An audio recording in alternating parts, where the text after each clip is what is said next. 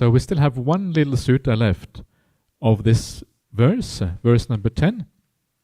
And this is one verse from the Taking Up Arms Sutta, the Attadaṇḍasutta. This is Sutta Nipata, the 4th chapter, the Atthakavagga. Atthakavagga is a really nice chapter. It means the chapter of eights, and it is one of those really ancient chapters in the suttas. This is Sutta number 15, Attadaṇḍa, taking up arms. Atta here means to take up. It doesn't mean self, but taking up. Danda is a stick or arm or punishment. And at the end of that sutta, it talks about the person who becomes an arahant. It's actually a nice sutta. It's really an autobiographical sutta. The Buddha talks about his own experience in the world, how he sees everyone fighting everywhere and how there is no refuge in the world. It doesn't matter where you go in the world, there's the same problem everywhere. People are the same everywhere. No. It doesn't matter where you are. And so you are like a fish in a little puddle, it says there in that sutta. And that little puddle is like the planet Earth. All human beings are affected by the same defilements, and for that reason we all do the same silly things, and you can't escape it by traveling somewhere else. You go to Antarctica and then you find the penguins, and the penguins also have the same defilements like we have. So even there you can't get away from it. And that's kind of the furthest point, right? You don't get much further than Antarctica. Or maybe you go to Mars, but then you go to Mars, and what do you find in Mars? You find the Martians. And the Martians also have defilements, So it doesn't even then you go there. Elon Musk, he wants to go to Mars, and he wants to make Mars into a colony. And then it doesn't make any help you very much, because the same problem's there. And then he says, no, Mars not enough, I want to colonize the whole galaxy. It doesn't matter where you go in the galaxy. The galaxy, what you find little green aliens. And those little green aliens with little antennas still have greed, hate, and delusion, and they fight with each other. Why? Because that is what this realm is like. You can't get rid of this by traveling. Are there aliens? Of course there are aliens. The Buddha already predicted aliens 2,500 years ago. Of course the Buddha knew what he was talking about. Science is finally catching up after 2,500 years. Finally we understand there are aliens. But the sutta has already said there are people or beings on other planets. Billions of planets out there. This is what the Buddha says in the sutta. So do we have faith in the Buddha, or what do we have faith in? And of course, if the Buddha really said these things, it was because he understood. Anyway, I'm getting a bit sidetracked from the sutta here. So, but it's interesting. There are so many things in the suttas that talk about the universe in this way, which is really kind of extraordinary.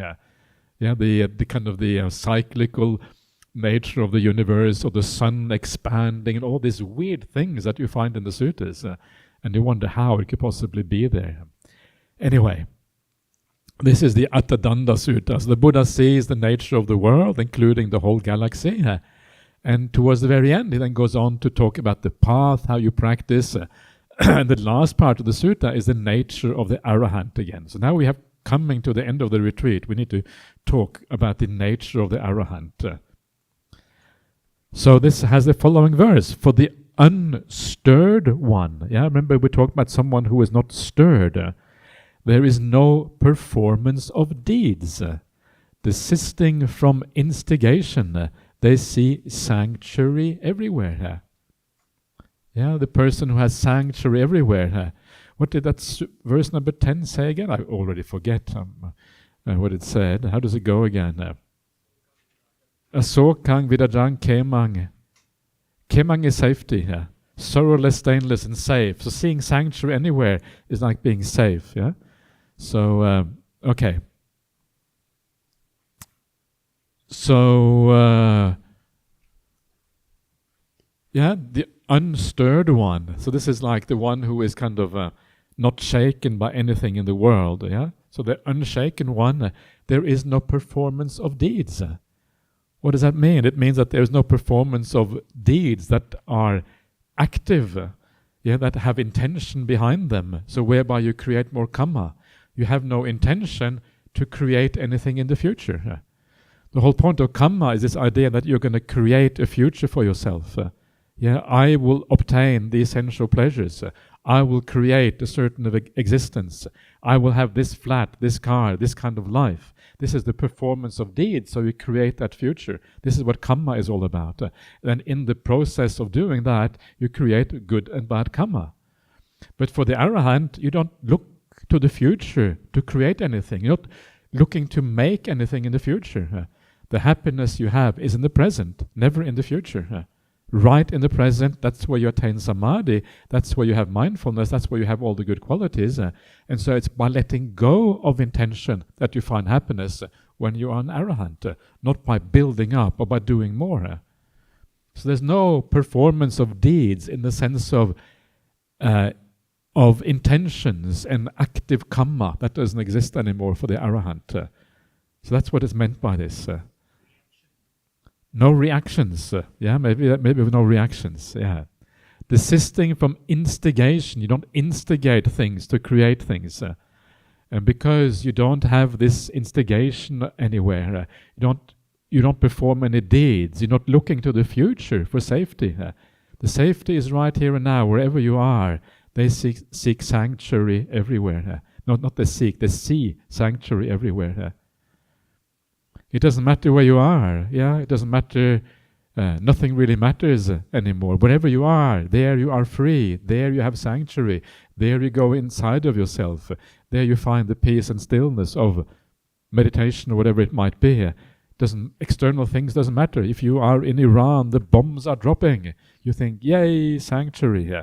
If you are, and you are fine, you are cool, And this is kind of the idea of the Arahant. You have found the sanctuary here. Similar to a robot? No, you are alive in a very deep way. You are alive in a very profound way. You still feel things. An Arahant is far more alive than we are. An Arahant lives in the present. An Arahant is able to have much more compassion and kindness than we have. So we are more like robots. The Arahant is less like robot. We're coming to the last verse of the Mahamangala Sutta. Attadaṇḍasutta. Having performed these things, nowhere can they be conquered. They are secure wherever they go. This is the greatest good fortune. So we have now seen the whole Mahamangala Sutta, all the various verses, building up to Arahantship, having performed these things, all the things we have just seen. You cannot be conquered anywhere. Conquered here is like Mara, is like the defilements conquering you. You are now in charge. Nothing can really touch you anymore. You are untouchable in a very profound sense. You are free. Nowhere can you be conquered by anything. And the reason, of course, is that even death to you is not a problem. As long as death is a problem, as you have a love for something, you are attached to something, then you can be conquered by external forces. But if no one can really harm you in any way, if nothing can really happen, then you are unconquerable. And because you are unconquerable, you will be secure wherever you go. The world is security for you for the first time.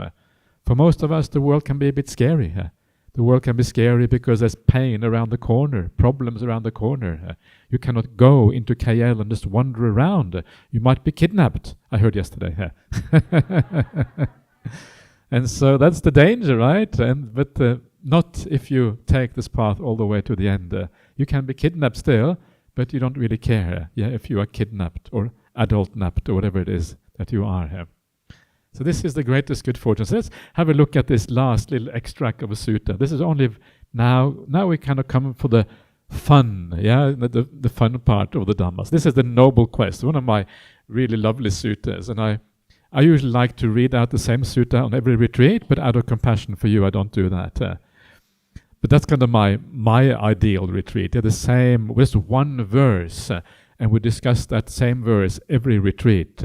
No, it's not really my ideal. I'm exaggerating. But it's nice because some of these suttas are so beautiful. You don't really need to read different things every time. Just discuss the same thing every time. So this is the Noble Quest, the Arya Pariyesana Sutta.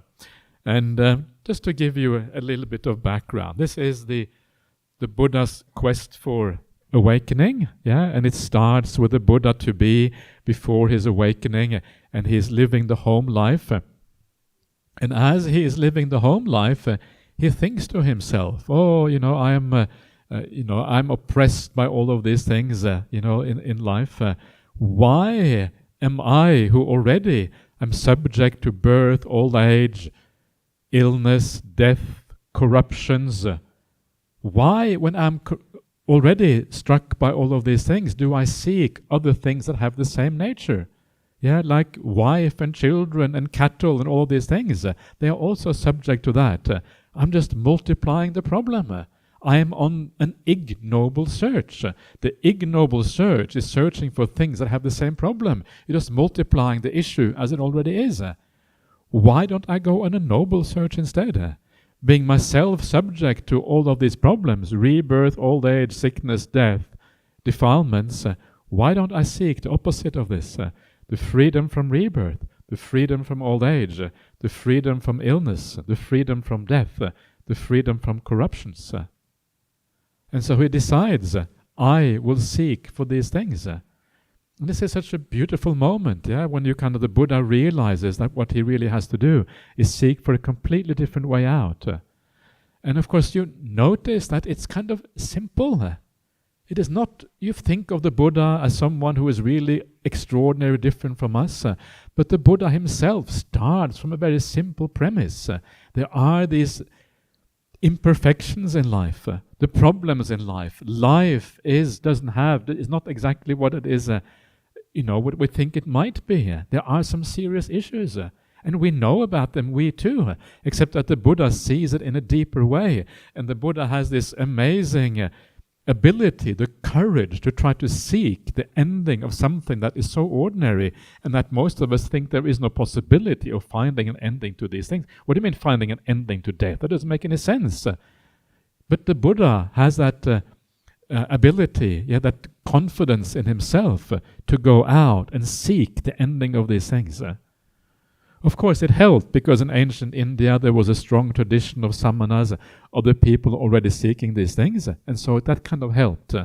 And so he goes forth and he becomes a monk, and he leaves behind his family, and they cry, they're not happy. He doesn't leave in the middle of the night, he doesn't ride out on the horse Kantaka, that is a later mythology. He says goodbye to his family, and his parents were not happy, but okay, they accepted it. Just like parents these days, nothing has happened. Still exactly the same. It's kind of a universal law that parents don't want their children to become monks and nuns. Actually, some parents do. Some parents, kind of enlightened parents, they are happy when the children want to become monks and nuns. But enlightened parents, not that many of them, unfortunately. So he goes forth, saying goodbye to his family, and then he goes into the jungle, goes into the forest. He seeks the teachers of the day, Alara, Kalama, and Uddaka. The Buddha is not too conceited. The Buddha doesn't say, I am going to do this all by myself because I am the best and the greatest. The Buddha is humble. Let us see what are the teachers who are already available. Let's take this path as far as we possibly can. Then, if that doesn't work out, then I will find my own way, if that isn't good enough. And so he meditates with profound meditation under these teachers, and he realizes this isn't deep enough.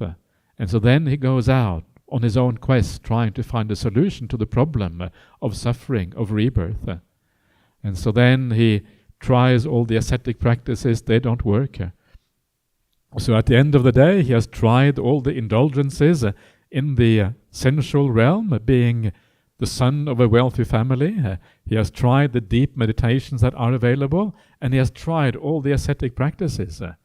And it comes to a halt. I have tried everything that is usually tried in the world. I've gone to all of these extremes, gone as far as these extremes can take me, but nothing is bringing me to awakening. So what now? And that is when he remembers back to the time of his childhood. And he remembers, when I was a child, I was sitting under the rose apple tree. My father was doing some sort of plowing or work, and he spontaneously entered into a jhana state. And he thinks to himself, could that be the path to awakening? Why have I been afraid of those states called the jhanas and samadhi? The states of happiness that have nothing to do with sensual pleasure or unwholesome qualities. And then he says, I'm not afraid of that. That is the path to awakening. It suddenly dawns on him that these deep states of samadhi, actually, they are pure. They are blameless qualities. The happiness that you receive through these states of samadhi is not the same as the happiness that you feel in the sensual world. This is the right kind of happiness. Happiness is good if you pursue it in the right way. That is what he discovers. That's such a beautiful discovery, because remember that up to this time in ancient India, everyone thought that you have to experience pain. Pain will lead to pleasure. Pain will lead to release from suffering and samsara. But the Buddha now discovers, no, it's not pain that leads to the release from samsara. It is happiness that leads to the release from suffering. And it teaches a path of happiness. And this is kind of unique. It has never been done before. Everyone else believes in self-mortification and torturing the body, not just in Hinduism, but you find this across the world in almost all religions and spiritual paths. And then the Buddha wakes up to an alternative insight, an alternative understanding. No, we should be seekers of pleasure, the right kind of pleasure. The pleasure that arrives and comes from living well, living with kindness, living with generosity, living with a certain restraint, meditating in the right way, recollecting our good actions, and then ultimately leading to samadhi. That is the way forward. And that is what the Buddha discovers. And then he uses that discovery. He uses the profundity of the samadhi, the profundity of the powerful mind that is stilled and is blissful and happy and secure and unshakable. He uses that to gain the insights on the night of awakening. It's not, I don't think it's actually a night. It probably stretched over a certain span of time. He remembers his past lives. He understands the ideas of karma. And then finally, he realizes the Four Noble Truths. Suffering, its origin, its ending, and the path, what we have just seen before. And after that, after his awakening, he then asks himself, well, what now? And then what now is that, well, maybe I should teach other people in the world. So first of all, he resists that a little bit, and eventually he decides to go teaching. And then he says, who should I teach first? And the first people he thinks of is Alara Kalama and Uddakaramaputta, his two teachers. Why? Well, because they did something for him, and now he wants to pay back. This is the Buddha. He has gratitude for the people who supported him. It's kind of extraordinary. You often put the Buddha on the wrong kind of pedestal, but he has emotions just like us, just much more powerful. He's less of a robot than us. He has more powerful emotions than we have. His mind is kind of leaning in the right direction. Yeah, he has all of these things that we are all aspiring for. And then he finds out that no, they have already passed away, and so he can't reach them. And then he says, well, who else can I teach? And he says, well, the 5 companions that I had while I was practicing ascetic practices, they were very helpful for me. So let me go and teach those. Where are they now living? And they are living in Varanasi. And so he starts going to Varanasi. And as he is moving to Varanasi, on the way, he meets somebody. And this somebody is called Upaka. And this sutta, this little aspect that I'm coming to now, is this meeting between the Buddha and Upaka. So are you ready for this meeting? This is exciting, isn't it? This is a newly enlightened Buddha. You can imagine what it's like. The Buddha, straight after awakening, you are the first person. Maybe, maybe not. Some people say that it was Ballika and Tapussa who met the Buddha first. That's a little bit uncertain. Maybe Upaka was the first one. We don't really know exactly. But it's very, very soon after the awakening. Yeah? And then they meet. And then when Upaka sees the Buddha, he says, "Wow, what happened to you? Yeah, your faculties are so bright. Yeah, you are like shining. What's going on?" Yeah, something like that. He doesn't use exactly those words, obviously, but you know what I mean. Yeah, he's kind of, wow, he's really shaken by seeing this person, because you can imagine seeing a Buddha recently awakened. It's going to be a very powerful sight. And so he says, "Well, who is your teacher? What's going on?" And this is how the Buddha replies. That's where we are now. And the Buddha replies like this. And imagine that you meet someone and they tell you this. And imagine how you would react if this happens. The Buddha says, "I am the champion, the knower of all, unsullied in the midst of all things. I have given up all, freed through the ending of craving. Since I know for myself, whose follower should I be?" That is what the Buddha replies. The Upaka asked him, "Who is your teacher?" Because everyone in India is supposed to have a teacher. But of course the Buddha doesn't have a teacher. That's the whole point. But it's kind of an answer that is hard to understand, isn't it? If you imagine you walk down the street in KL and you meet somebody who looks kind of cool, and you ask them and they tell you this. What would you do? What? Well, I think what many people would do, they would just run a mile. They would get afraid, right? If someone said that, because it sounds too scary. It sounds like someone is really conceited or something. It's hard to believe that. For us, it's easy because we know the Buddha. We come 2,500 years later. But if you are the first person to meet the Buddha, someone who's recently awakened, usually people who say these kind of things, usually they live in asylums, because they are gone a bit crazy. So it's very, very hard to see what's going on. I am the knower of all. What do you mean, knower of all? How is that even possible? Unsullied.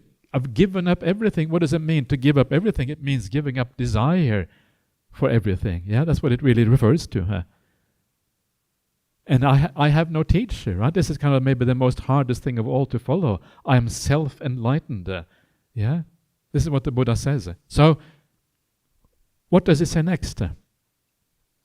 I have no teacher.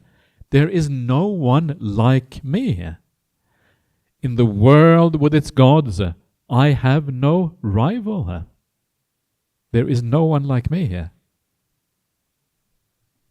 For in this world, I am the perfected one. I am the supreme teacher.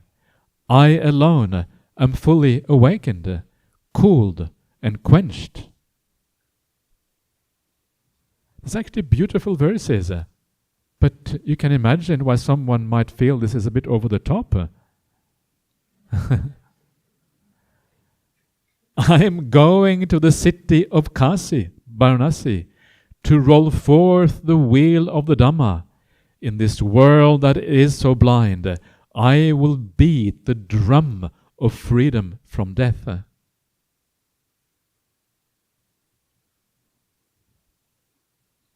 So he is the teacher in the world. He realized he has understood something really profound, very, very deep. And now he's going to set in motion the wheel of the Dhamma. He knows that this is going to be a wheel of the Dhamma.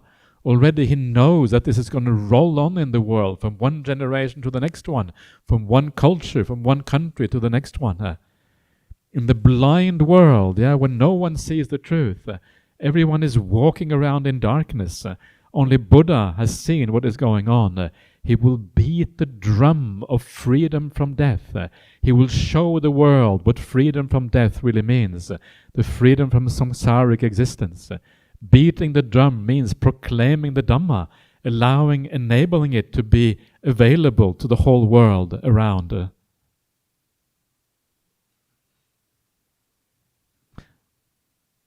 And then Upaka kind of says something. I can't remember what he says. And then the Buddha replies again. The victors are those who, like me, have reached the ending of defilements. I have conquered bad qualities, Upaka. That is why I am a victor. So the Upaka was a follower of the Ajivakas. And the Ajivakas, they had this idea of a universal conqueror or something like that, which was their own ideas. And then the Buddha replies with his own words, well, actually, that victor of yours, this is the real victor, the one who has reached the end of defilements and have conquered all bad qualities. That is what victory really means, and perhaps not what you had in mind. So this is the meeting with the Buddha. And so what do you think? Do you think Upaka becomes a Buddhist? Why wouldn't he become a Buddhist, right? I mean, it's kind of obvious. You meet the Buddha face to face with the Buddha. Surely you become a Buddhist at that time. Yeah, it's kind of obvious thing, isn't it?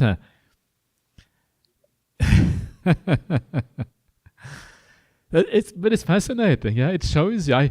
Because often you hear this idea that people saying, "Oh, yeah, the Dhamma is really going downhill these days, and no one can become enlightened anymore. And I'm going to hang out for the next Buddha, Maitreya, and when I need the next Buddha, that Buddha can teach me directly and show me my defilements, and I will understand the path, and then that will be the easy way instead of, now it's all going wrong." But you see what happens when you meet the Buddha. You don't even recognize the Buddha, right? Would you recognize the Buddha if you met the Buddha? It's easy to say now because we are part of Buddhism, we're part of an ancient tradition, so of course we know what the Buddha is.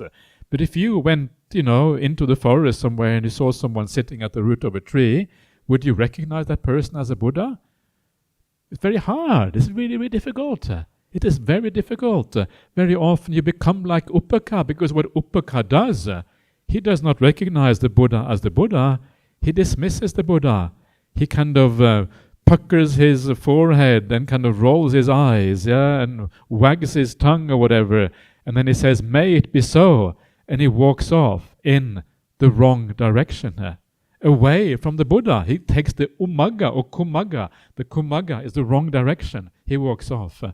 And I think a lot of people would do that. It is not that Upaka is stupid. It is just that this is very, very hard to see. Of course, when you grow up in the world where Buddhism is already available, even then it can be hard to see, right? A large number of people in the world are not Buddhists. I always wonder why. Why isn't everyone a Buddhist? That's what I always wonder about. Yeah, because to me it's obvious why everyone should be a Buddhist. Kind of obvious. But even now it's hard to be a Buddhist, let alone when there's only one person in the world who is a Buddhist, the Buddha. Everyone else is a non-Buddhist, and it's really difficult. And so what we should do, what this means, is that what we should do, we should be so happy that we have the Dhamma in the world right now. It is very rare for a Buddha to arise in the world, and even when they do arise, it is actually very hard to recognize. We shouldn't wait for some mythical Buddha of the future, Maitreya, who may or may not arise, and we have no idea when. Now is the time. Now these qualities exist. Now it is possible to practice. Now it is possible to be kind and do some meditation practice and to do all the right things. We don't know when that possibility will arise again in the future. So take the opportunity. Be so thankful that there is a Buddha in the world. Take the chance to venerate and honor that Buddha. Every time you bow down to the Buddha Gautama, you are developing those same qualities inside of you, because you know that this is someone who is really worthy of that veneration. This is wisdom, this is samadhi, this is kindness, this is generosity, this is metta, this is karuna, this is all of those qualities assembled in one person. That person has become those qualities. That's what the Buddha is. The Buddha isn't really anything apart from those qualities. He has given up his sense of self. He has given up all the ordinary things that we imply with a human being, and that's all that is left, are the good qualities. What an amazing thing that is that we still have the teachings of that sort of person. It's kind of extraordinary. And so we have this amazing opportunity, and we don't know how long that opportunity will last. And because we understand that, and we understand that that Buddha taught the Dhamma for our benefit, for every one of us, we take this opportunity of practice. Keep this in mind. Whenever you feel that you are a little bit losing your sense of way a little bit, when you feel that the Dhamma is a little bit distant from you, go listen to some nice Dhamma talks. Inspire yourself again. Bring it back to life. Remind yourself of what life truly is about, what the meaning of life really is. All of these other things that we do, all they do is lead you in circles, around and around, coming back to the same thing, never really going anywhere, roaming around without purpose, without destination. It's kind of scary.